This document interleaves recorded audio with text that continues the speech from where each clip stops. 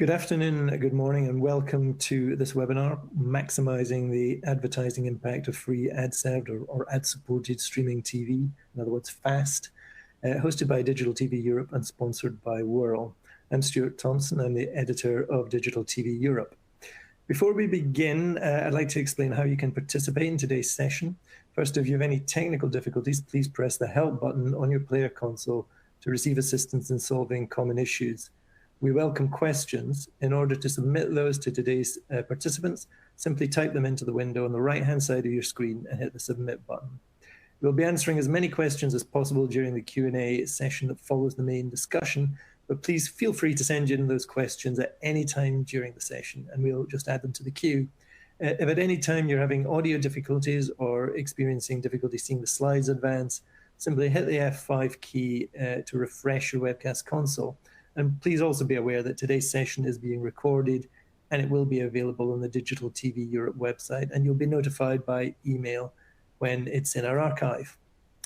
So I'm going to be joined today by Matthew Bailey, who is Principal Analyst Media and Entertainment at Omdia. As part of the Omdia Channel's media and entertainment team, Matthew covers the global digital media sector with an interest in digital media monetization strategies, ad-supported online video, digital advertising, ad-funded games, and games-related video content and platforms. We also have Keith Bedford, who's General Manager EMEA at Wurl. For those who don't know, Wurl is leader in data-driven solutions for connected TV distribution and marketing, and in his role, Keith oversees the company's operations and key partnerships in EMEA, working with his team to drive growth for the region's content publishers and streamers. Prior to Wurl, he founded the Media Tree, a broadcast consultancy business active for overnight TV and Virtually AI, where he was Chief Commercial Officer, and he spent 18 years prior to that as Managing Director of EBS New Media. We also have Dave Bernath, who's VP Sales and Partnerships Americas at Wurl. And Dave brings a wealth of programming and digital experience to Wurl. Prior to joining the company, he was an accomplished television programmer and digital media entrepreneur. His work included being general manager of Comedy Central, where he helped drive key programming decisions and oversaw the network's transformation from a linear cable channel to a multi-platform content brand. So we're going to begin today with a short presentation from Matthew, who's going to give an oversight of the global FAST market and some of the issues surrounding that, leaning on some data produced by Omdia. So I'm going to hand it over to Matthew to deliver that presentation. Matthew, take it away.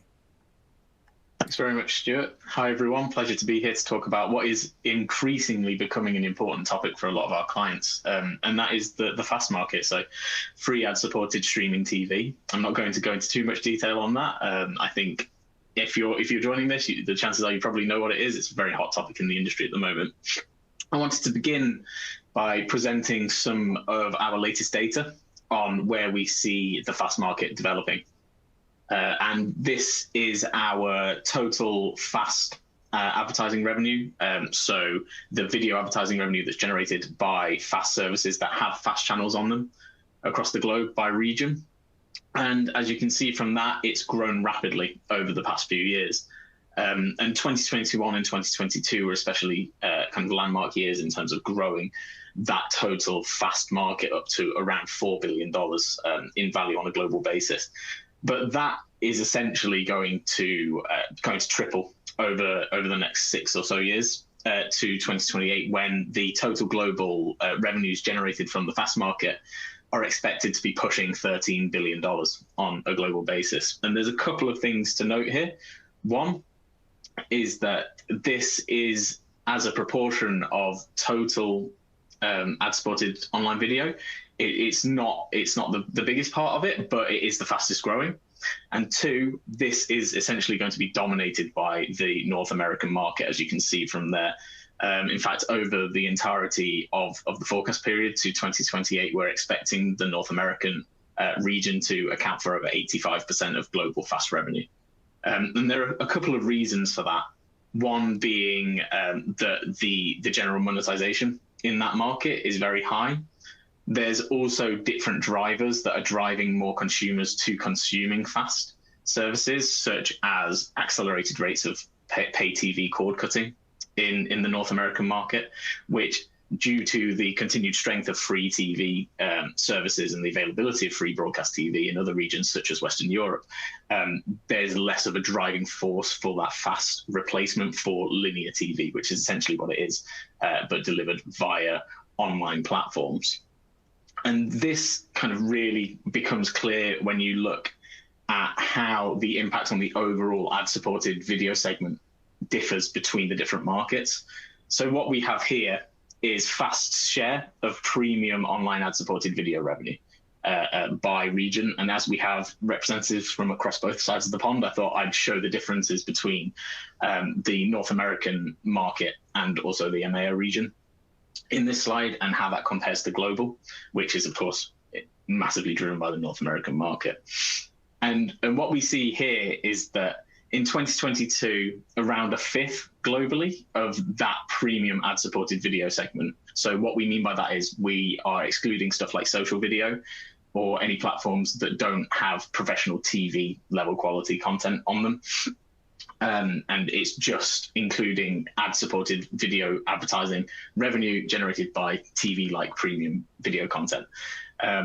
It was about a fifth in 2022, and that's going to raise to just over a quarter of that total segment, Fast share of that, by 2028.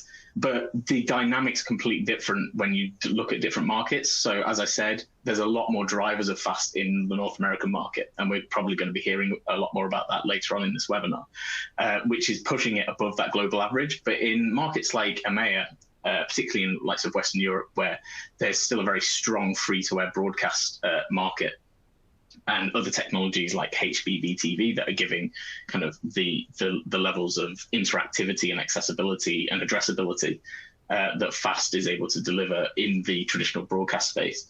There's like less of a driver for Fast compared to other forms of online ad-supported online video services such as AVOD services and BVOD. And therefore, it's still going to be at under a fifth in that region, as opposed to almost 30% in North America by 2028. At the same time, another thing that we're seeing in the market is that the Fast segment, as it grows and it matures, is becoming increasingly complex. And that is the case in terms of which platforms consumers are using, but also increasingly the amount of content and the choice that those consumers have when they are viewing on those different platforms. And what we have here, just to showcase this, is the sheer number of channels that are available in the US, which is tracked by our digital content and channels team here at Omdia. And according to our analysis, including news channels, there's almost 1,600 Fast channels across these different platforms in the US. So consumers and also the platforms and the aggregators are faced with increasing complexities and increasing volumes of content that not only needs to be aggregated, but also surfaced and discovered by consumers. And as this kind of environment matures and becomes more complex and monetization evolves, we're starting to see a new ecosystem develop around this rapidly evolving Fast and connected TV space, which is involving players from across different parts of the ecosystem.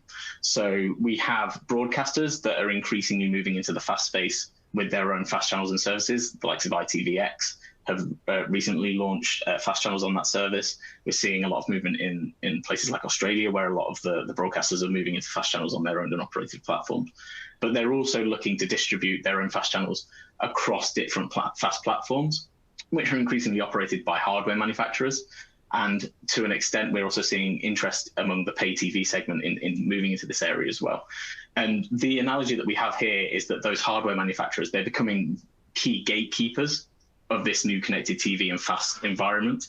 And they control a lot of the data, which is really important, but they're also moving towards becoming advertising and service platforms rather than just hardware manufacturers as they seek greater profitability. So they're taking an increasingly important role in aggregation and monetization in the Fast market.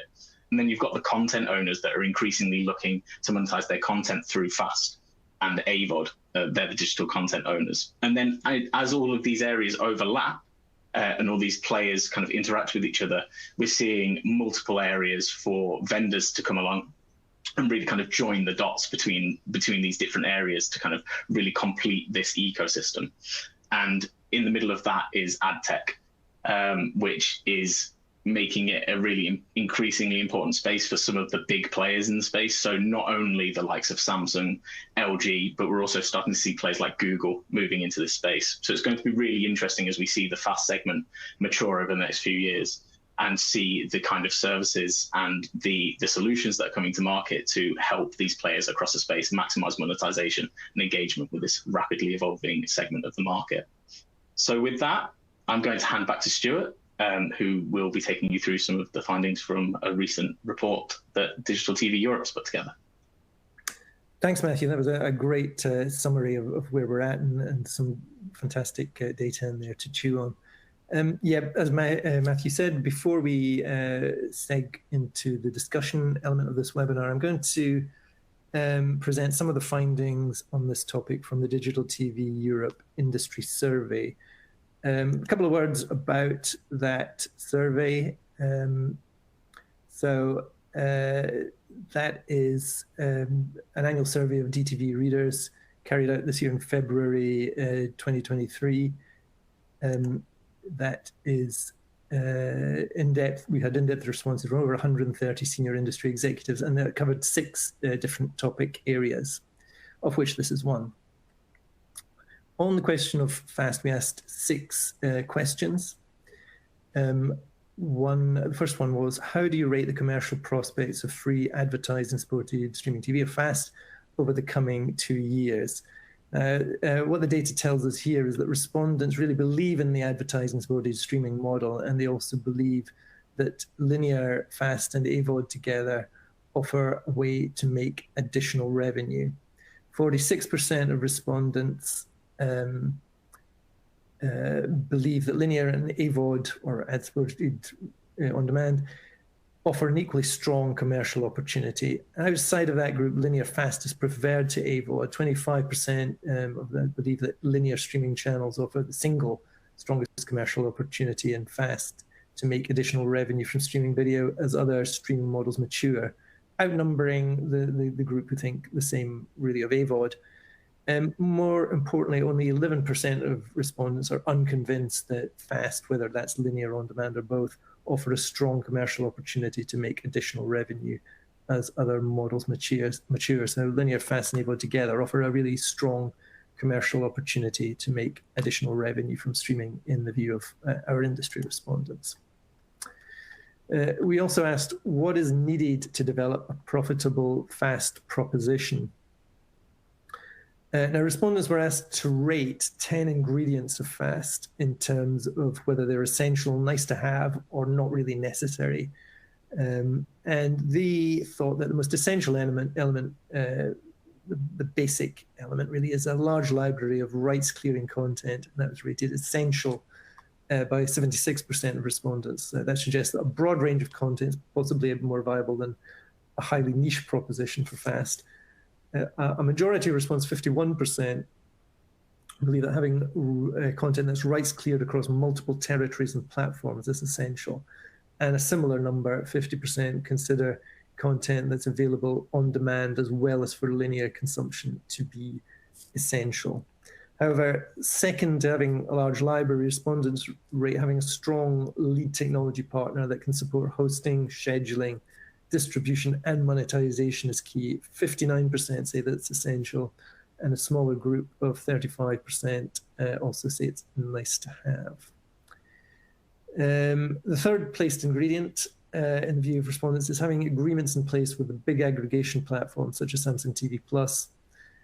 So securing the widest possible distribution being the key ingredient there to successfully monetize the streaming proposition.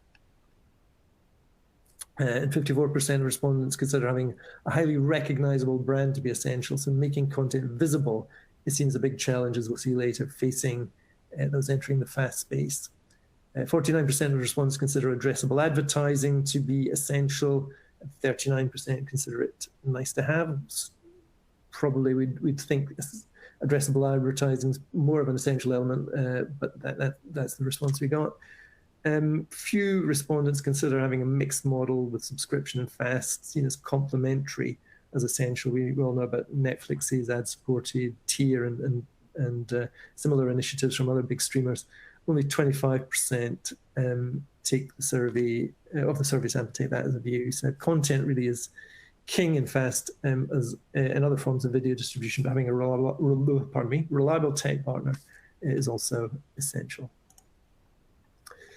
The third question was, for content rights holders, what are the major challenges in launching and monetizing FAST channels? So if content's king, content discovery and technology is really important, trumps that when it comes to successfully getting off the ground. In fact, 58% said that ensuring content be visible and discoverable is a very significant challenge, compared with 38% who think it's only moderately challenging.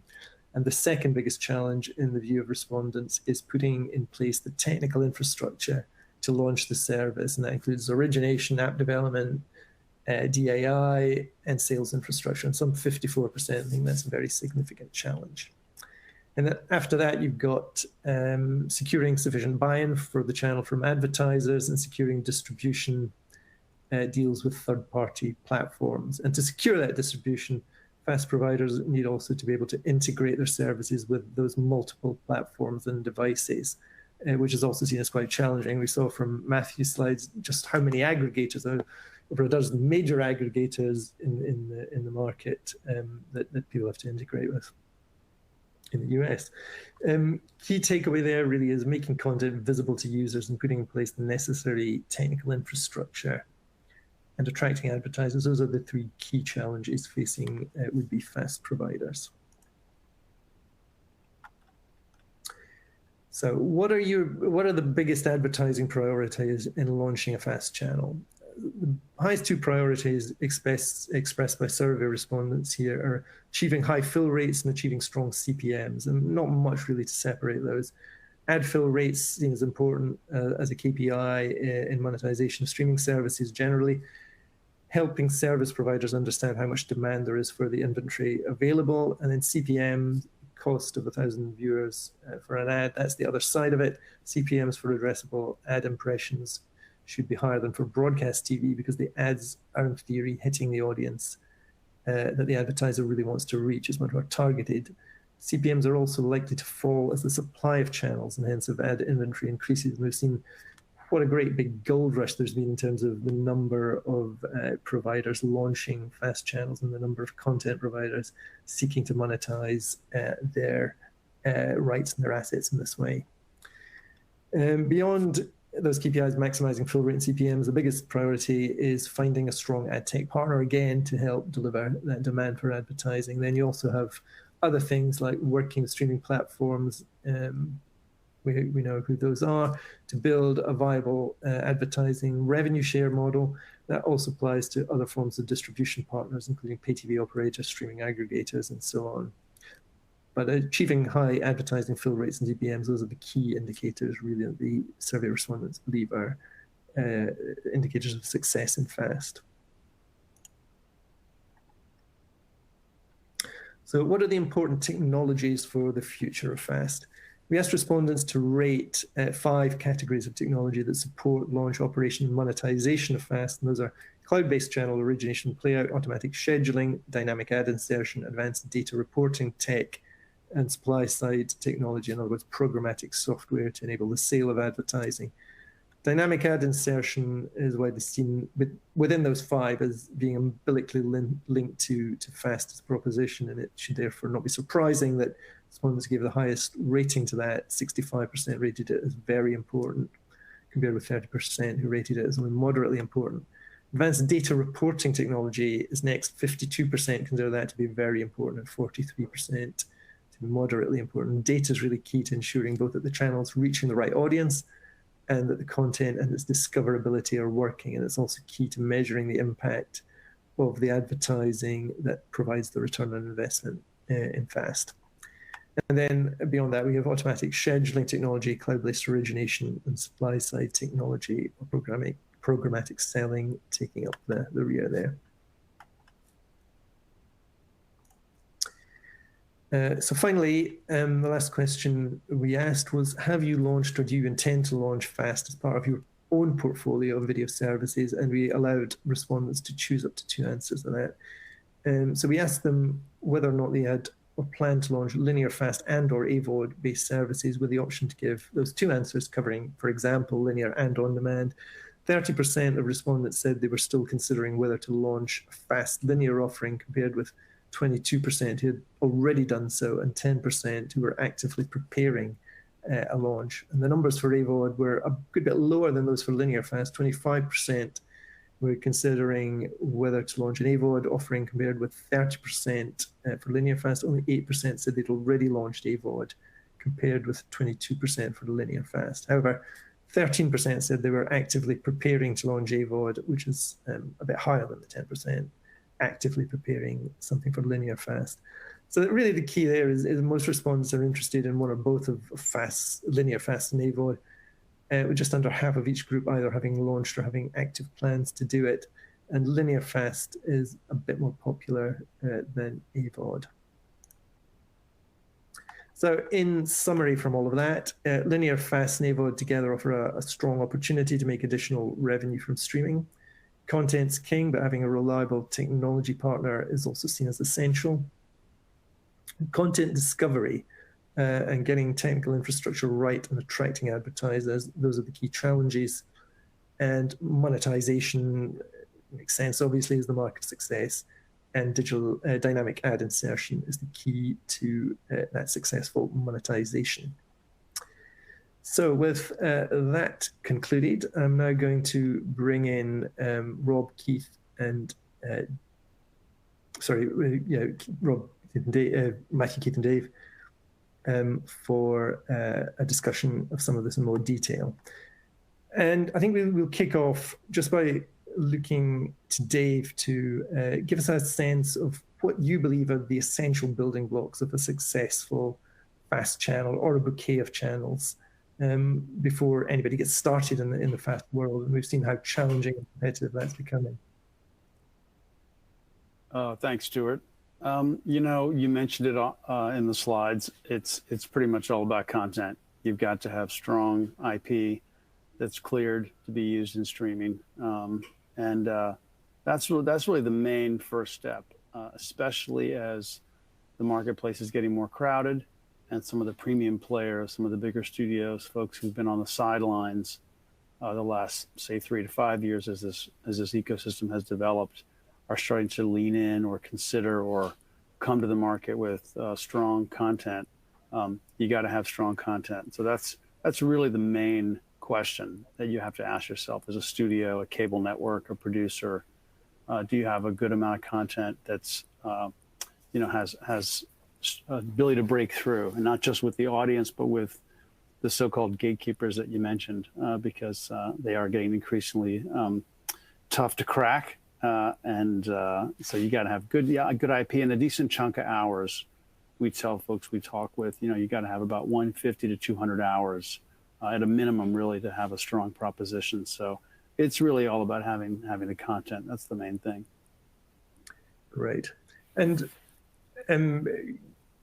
at the level, and maybe Keith, you can come in and chime in on this. How big a challenge is that discoverability piece of fast and content currently? We've seen that all these channels are launching. People have a lot of content and they want to monetize it, and they're pushing fast channels like never before. But there's so much out there, it's difficult to rise above the noise. How big a challenge do you think that discoverability piece is, and what can individual fast channel providers do to enhance the discoverability of the content? What tools do they have available to them? Okay, thank you, Stuart, and good morning and good afternoon to everyone. Nice to be part of this. just really quickly, I've, as mentioned at the beginning, spent the last 25 years in traditional broadcast, so it's a really exciting time to be joining Wurl. I've been here about 4 months, still learning the business, and it's lots of opportunity and interesting things going on. But to answer the question, discoverability is not only a problem for fast, it's a problem for all broadcasters. So, we're seeing lots of different ways of getting content, whether that's through apps, through platforms, through SVOD apps. So, making your content stand out is obviously one thing. And, helping our providers find the right content is key. So, I think it was highlighted in the survey, 58% of respondents said that discoverability is a problem. So, for us, we've been, working with our publishers and our streamers to look at how we engage with those consumers. How do we attract them, engage, retain? And it's something we've been working on, and now part of the App Loving family, who are doing excellent work in the mobile market, delivering consumers to apps. And the same thing applies to what we're going to try and achieve in the long term for Wurl. It's how do we find the right consumers? So part of that is everybody's got to have a good metadata strategy. It's key throughout the whole broadcast. So it's important that we know what the channels are, what the genre of that content is, where it's being shown, etc. And that really helps target the right viewers. We can find viewers on our networks and target them towards channels, target them towards SVOD apps. So, engaging with the right consumers is key, and metadata is obviously one of those things. And I think, some of the findings in the survey for sure is, and I think there was a comment from Dave at the end, if at the end you're finding the right audiences and they're delivering that audience to the channels and to the SVOD apps, everybody's winning, because the main thing around FAST is the more viewers you get, the more ad insertion you get, the more revenue you're going to get. So, it's a really important factor to drive viewers to the channel and to increase the ad revenue.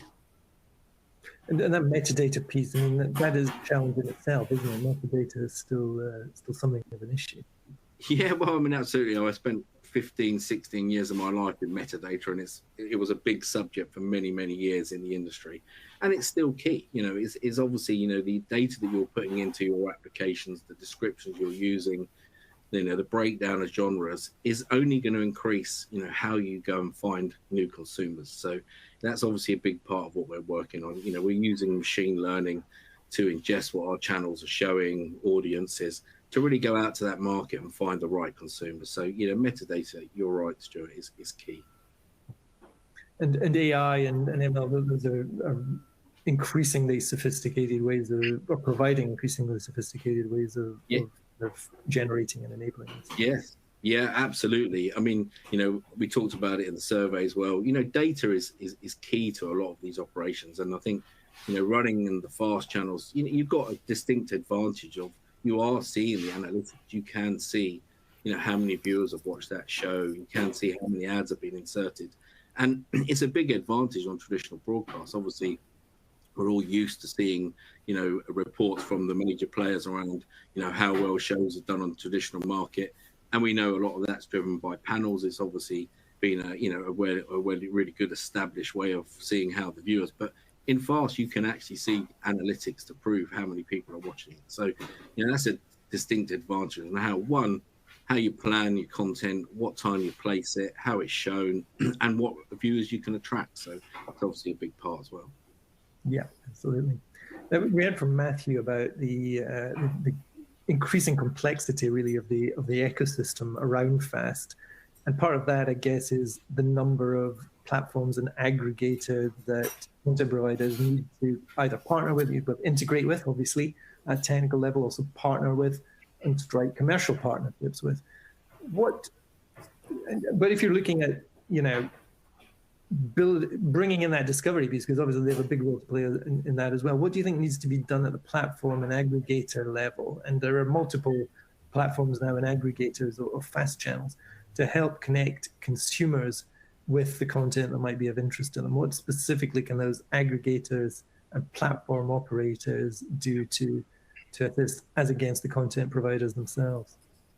Yeah, I mean, I think certainly, addressing that, firstly, there is, a lot of platforms and a lot of aggregators. And one of the jobs that Wurl does is, connect into those multiple platforms. So, we're working with all of the sort of main level, top levels, from Samsung to Roku to Plex to LG. So, we are responsible for joining up those dots and making sure that our channels and our contents are going to as many distribution partners as possible. But, I think, I'm going to sort of talk about the differences a little bit. I know about US versus, EMEA, but for sure, if I'm looking at how traditional data works. There's definitely more we have to work together on. For Europe, it's about building distribution and getting more channels, in our European countries. But it's also, the platform, the aggregators, we can all work together to, we mentioned metadata. It's a big part of it. The EPG, the program descriptions, how things are found, how you search and find your content,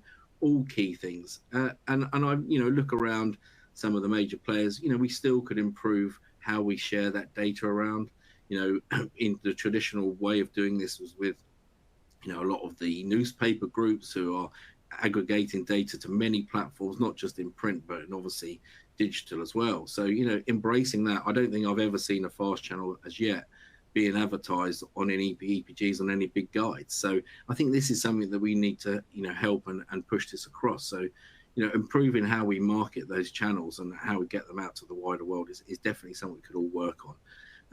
And, at the moment, the way that Fast is advertised on the single points, it's improved carousels, improved content, improving, how you've put those content points in front of people. So all of those are important things.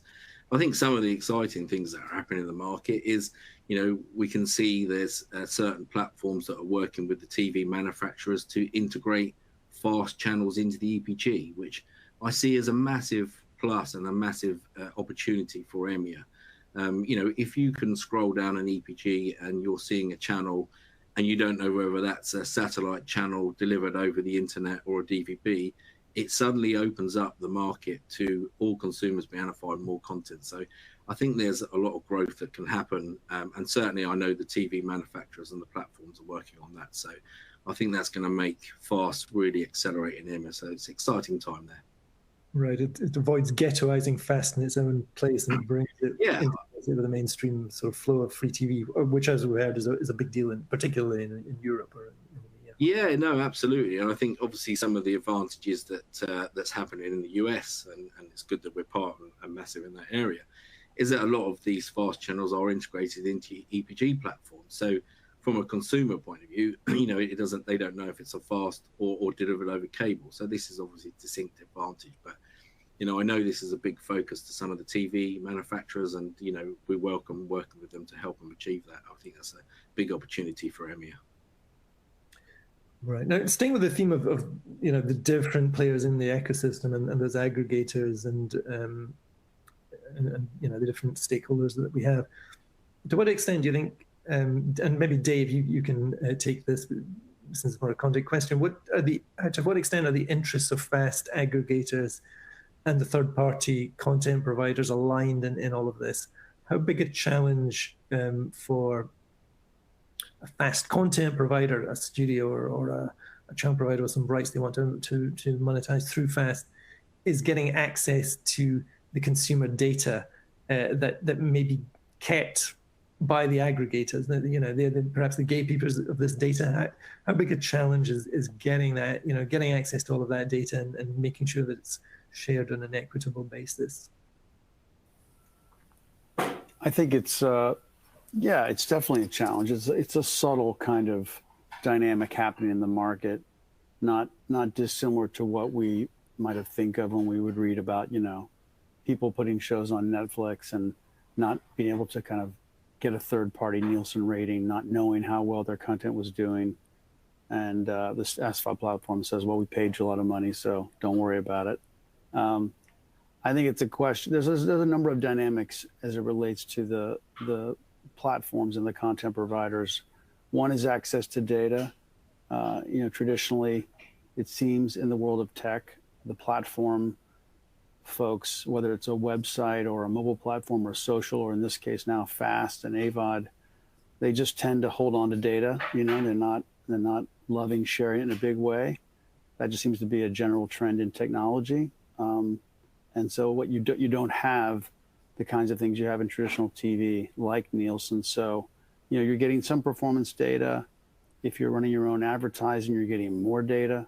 That's why we certainly recommend to content companies that they seek inventory splits where possible, rather than revenue shares, so that they can be involved in the waterfall and get all the data that flows back to a content owner if you're involved in the advertising. So there's the data piece, which we're involved in, helping our clients and streamers really manage. And then there's also just I think the ecosystem itself. The things about FAST that I think have been kind of the wind at its back in many ways for consumers is the EPG. It's recognizable. It reminds us of linear TV, and so it's a comfortable and understandable environment. That's, I think, been the plus. But the things that are different are now you have platforms launching their own channels, maybe using the data and the learnings from third-party channels to launch their own. Now you have a situation where a content owner might have a home improvement channel or a reality channel, and then the platform that they're on also launches a homegrown O&O in the same category, naturally probably going to promote it a little bit more. So that's an odd dynamic that's new. So, I mean, ultimately, everyone's trying to maximize their return. So I think for the most part, the platforms, the aggregators, the OEMs are on the same page with their content owners. Everyone wants the biggest amount of eyeballs, the most amount of monetization. But there definitely are some little areas in there where there's some tugs and pulls around data access and around some of these strategic questions, promotion, that I think are in play, as it were. Right, there are some wrinkles in that alignment, and I think what you said about the recommendation for an inventory split rather than a revenue share is quite instructive, because not all the aggregators are keen on that, I think, are they, as well. That's true. I think you have different players who were structured their deals differently, and and so yeah, it's definitely it's in play, so to speak, for sure. Now we heard quite a bit from Matthew about, in some ways, this is seen as a possibly as a replacement for linear broadcast TV. When we come to EMEA, which is still really way behind the US in terms of the extent to which FAST has developed. There's obviously a strong linear over the air tradition where people are used to free TV consumed over the air as well. What for you are the key similarities and also the differences between the emerging FAST world and the kind of legacy basic cable or free-to-view TV platforms that you've seen? Obviously, legacy basic cable as a big thing in the US. Right. Free-to-view TV also in EMEA is very strong. Yeah, I'll go first on the U.S. side, because I get asked this question a lot. People want to know how things are different in FAST, and I would say for the most part, it mirrors the television universe that we all know in terms of what performs well. There are some differences, but you basically have your true crime, your reality, your movies, your tried and true IP, whether it's sitcoms or procedural dramas. All the categories that generally work in television are working in FAST. There are some exceptions in form. So single IP channels don't exist in cable or broadcast. You don't have a Baywatch channel or a Price is Right channel or a Walking Dead channel in cable. Those are sort of like a linear binge, kind of format, and they do very, very well. You can imagine, you find it, you know what it is, you just leave it on. So that's a different wrinkle. You also, in terms of what's there, sports will be the last category to really probably come into FAST in a meaningful way. So it's there, but it's not there at the level of premium live, events like you see on broadcast and cable, because the money is just not there yet. But you still see some more niche sports, some docs. So all the categories are there. News is great. It's live. So it pretty much mirrors the landscape of TV. Some differences like, the single IP channels. And then, of course, at a higher level, from a business model perspective, there's no sub fees. So as one analyst called cable TV in the US sort of the greatest over-earning business model of all time. People pay you, and then they also have to watch advertising.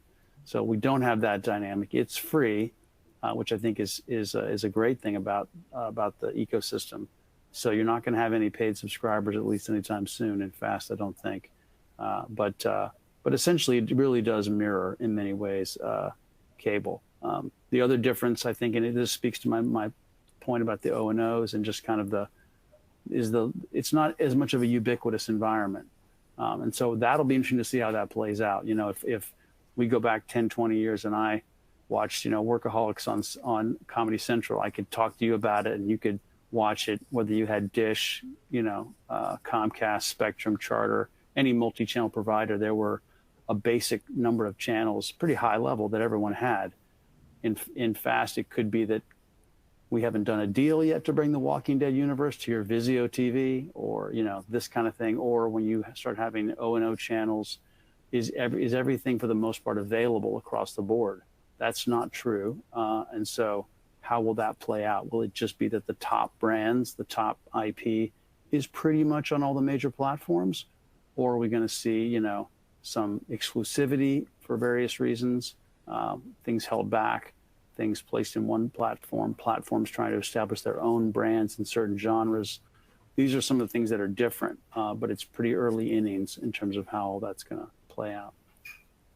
Right. Yeah. It's interesting what you say about the lack of the dual revenue stream, and I guess that makes it a little bit tougher for Fast. And I guess Fast is also coming in on top of things that already exist. There still is legacy basic cable around, and also you have subscription services. You have the Netflixes of the world now introducing cheaper ad tiers themselves to kind of replicate that almost basic cable feel about something too. So it's a much more competitive world, I guess, too. It's true. I think, everyone kind of thought linear was dying, before the rise of Fast. We thought everything was going to be on demand. And I think for the most part, Fast represents just a different use case. We even see actually in our data, interestingly, that our prime time, is a little bit earlier in the evening. And if you think about it, by the time you get to 9 or 10, maybe you're ready to actually go watch something on demand. But in that, say, 5 to 8 range, cooking dinner, your day's ending, you're more in a lean back experience. So that's like a different kind of experience. And that lean back, comfortable, I don't have to think, battle with the family over what to watch, is still a sort of a TV viewing behavior that has legs. And Fast is proving that out. Absolutely. Absolutely. Matthew, do you have any thoughts on that, since this was kind of really key part of your presentation too? In terms of the difference between linear TV and Fast? Yeah. Yeah, it's essentially, as Keith kind of mentioned earlier on, for the consumer, there's not really that much of a distinction, right? So it's still offering a very similar experience for the consumer, as long as things are done in the right way. So like the quality of experience is matching the linear TV experience. I guess there are some things around additional levels of addressability in advertising that can be done on Fast. But again, that very much relies on having the data and having a system where the data is shared between all parties in the ecosystem, which, as we've heard, is easier said than done. So I think in terms of the overall consumption, like the driver of consumption of Fast, I think it's very similar to linear TV. The real difference is in the delivery and the kind of the data behind it. Yeah, absolutely. I think one of the other things about your presentation that really came across was how much, and I guess you're expecting this to continue in a way into the over the next number of years, that the North American market is responsible for most of the volume and most of the growth in this going forward, although the other areas are building up. I mean, other regions of the world are building up. What do you just to recap those key differences that you see between the North American and the EMEA markets in relation to Fast? Mm-hmm. So one of them, yeah, go on, sorry. No, go ahead. Yeah, so one of them is just purely that monetization is on a per user basis or per thousand basis is just much higher in the US than it is elsewhere. So CPMs are a lot higher, and especially when you think about the US compared to like emerging markets, where on like theoretically you'd think, oh yes, there would be very high demand for free services, free content, free premium video, is that the yield from the advertising isn't necessarily enough to make those channels profitable in somewhere like India, for instance. So you've got a massive audience, massive reach, massive potential reach, but the monetization on a per CPM basis is nowhere near what you'd get in the US. So it's more profitable to actually push those channels to the US market. And kind of serve diasporic audiences rather than focus on those mass audiences in the more emerging markets. Now, this could change with the advent of programmatic, and as things become more automated, the kind of costs of running go down. But at the moment, the US is kind of the easiest route to monetization for a lot of content owners, especially those outside of like Western Europe or other kind of key markets where CPMs are at least reasonably comparable to the US. The other is simply the kind of the actual driver of the need for fast channel uptake among consumers. So we already see from our survey data that the uptake of fast is lower in Western European markets than it is in the US. And when you couple that with some of the trends that you see as well around accelerated rates of cord cutting, and just a general shift in audience ratings in the US from traditional cable or broadcast linear TV and towards on-demand or online delivered services such as FAST, it's happened at a much more rapid pace than it has in many of the markets across EMEA. And a lot of that is just simply because linear TV as it exists at the moment is still pretty resilient across Europe. Not just in terms of free TV, but also the pay TV market is much more robust as well. And it's really that pay TV market where you start to see cord cutting, people looking to replace that with other linear alternatives. As Dave said, there's still that demand for that lean back experience, especially at certain parts of the day. And it's really interesting to hear about primetime being a little bit earlier, because that kind of makes sense according to kind of some of the research that we've done. In terms of the drivers behind FAST. But the continued availability and the continued popularity of free broadcast linear TV in a lot of markets across Europe, for instance, is a bit of a inhibitor in terms of overall FAST uptake. Now, what Keith said earlier on, though, around the integration of FAST channels into the EPG, I think that's a really good point. And I think that will help to drive uptake over the forecast period. And that's why we are still expecting more rapid growth in markets outside of the US. Right. It's just that the overall top line is perhaps like the actual limit of it is like maybe a little bit lower than it is in the US just due to different dynamics. Each market's different, and the same is true across EMEA.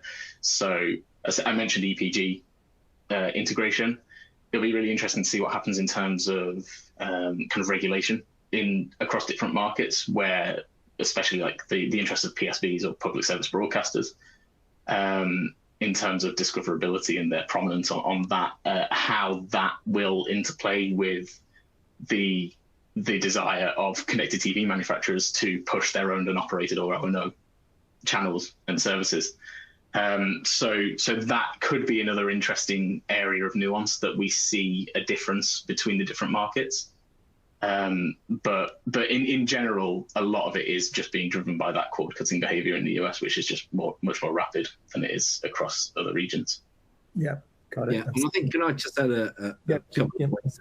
I mean, certainly from the previous question as well, let's just establish that launching a fast channel is far cheaper than launching satellite cable channels. So there's a distinct advantage for some of the content owners to launch channels and do mass distribution, which is good. And I think, some of the big differences obviously mentioned is ad fill rates. I mean, this is something that, again, we're working with our clients on for backfill.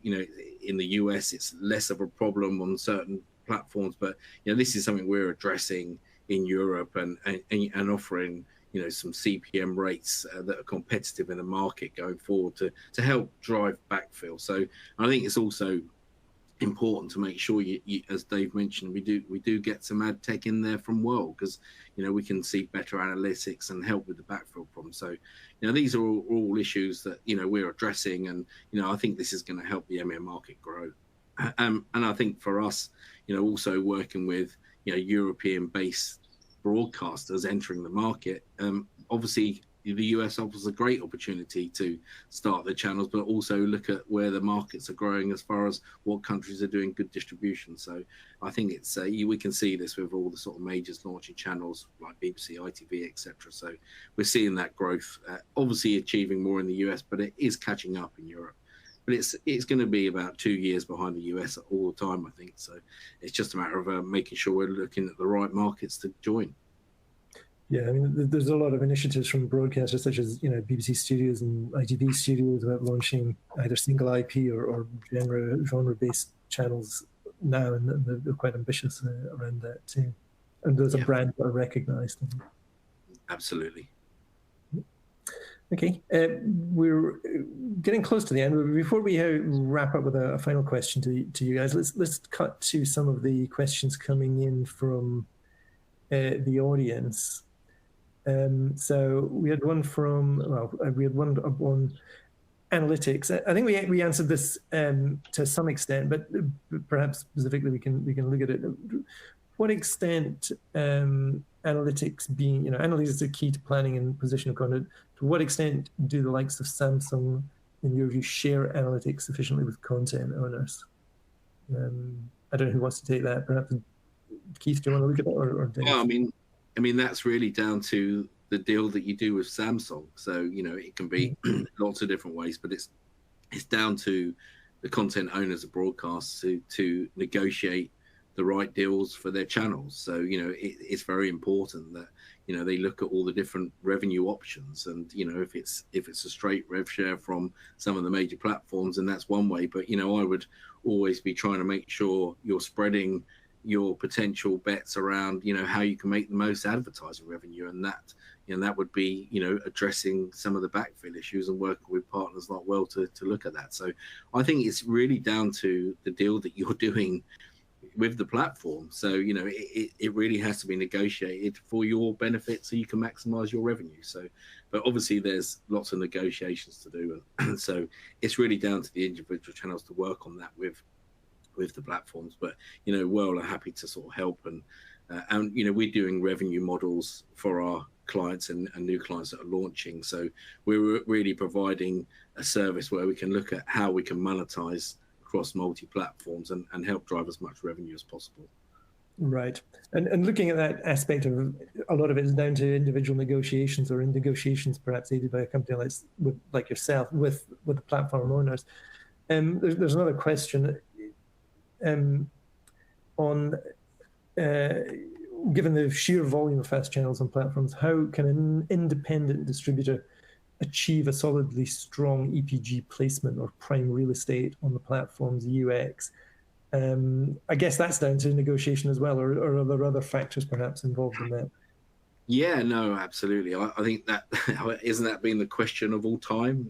How do we get our channels higher up the EPG? I mean, it's been a question on all platforms, including the ones in the UK and EMEA. So yeah, that's obviously down to negotiation. I mean, obviously what's happening is, as FAST is growing, the tier one and the main content owners are getting higher up the EPG. It's just a natural placement, but that's why it's important to look at marketing, and looking at addressable advertising was mentioned as one of the high points. I mean, that is crucial, that you're looking to have a marketing budget to help you drive consumers to that channel, and as long as you can connect that content with the right viewers, you can drive revenues. So you've got to look at all models, including how you market that channel. Is very important.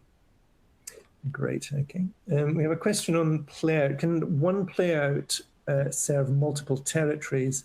And is the cost of serving one territory for a channel the same as multiple territories for the same channel?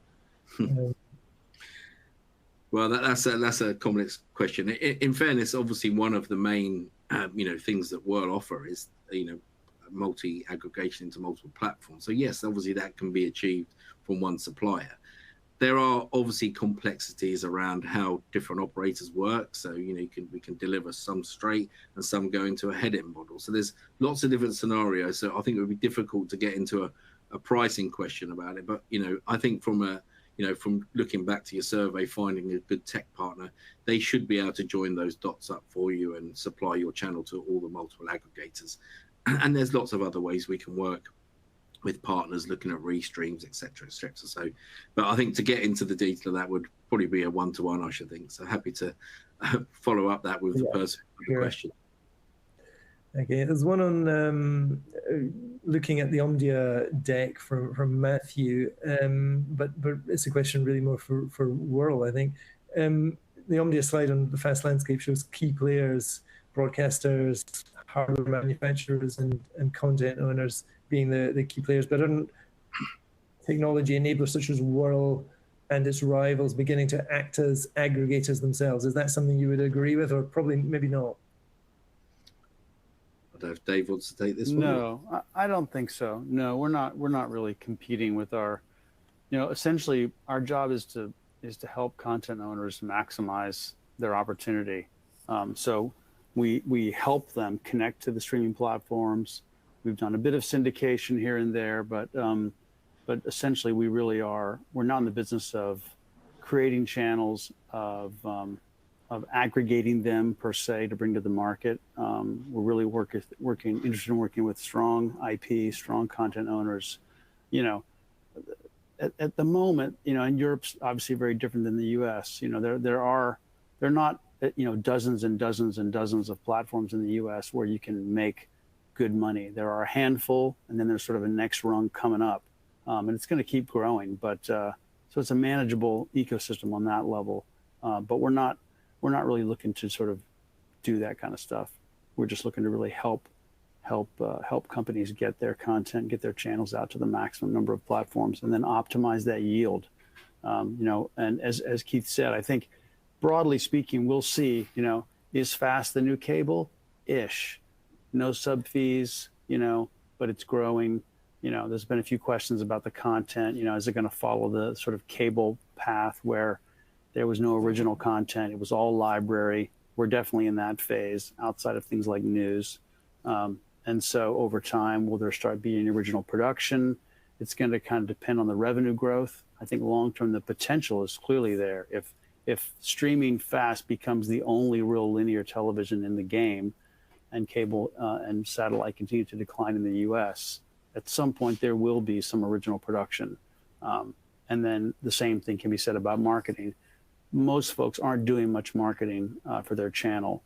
You asked about, there was a question about the EPG and placement.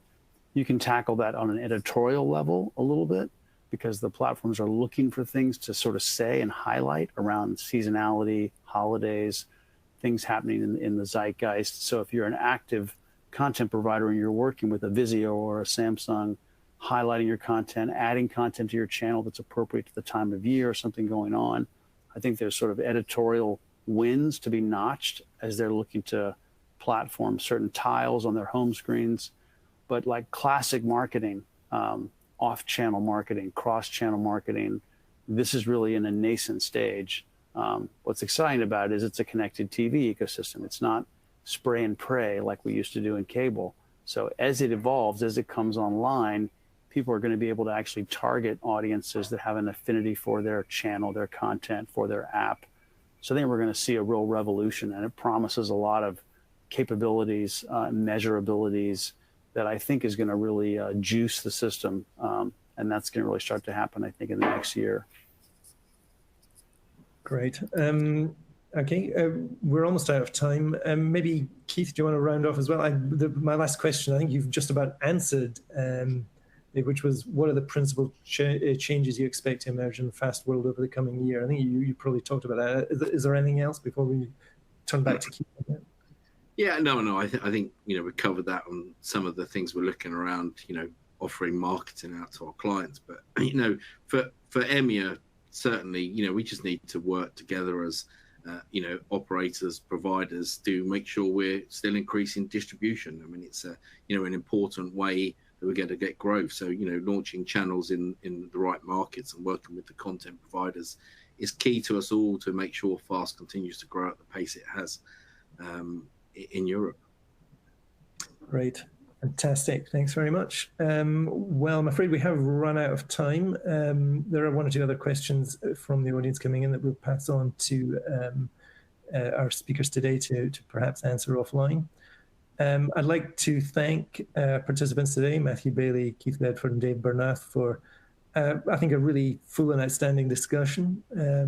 We've covered a lot of areas. It's a vast topic. I'm sure there's more we could have covered, and there's definitely a lot more that's going to happen as the space to return to for further discussions in the future.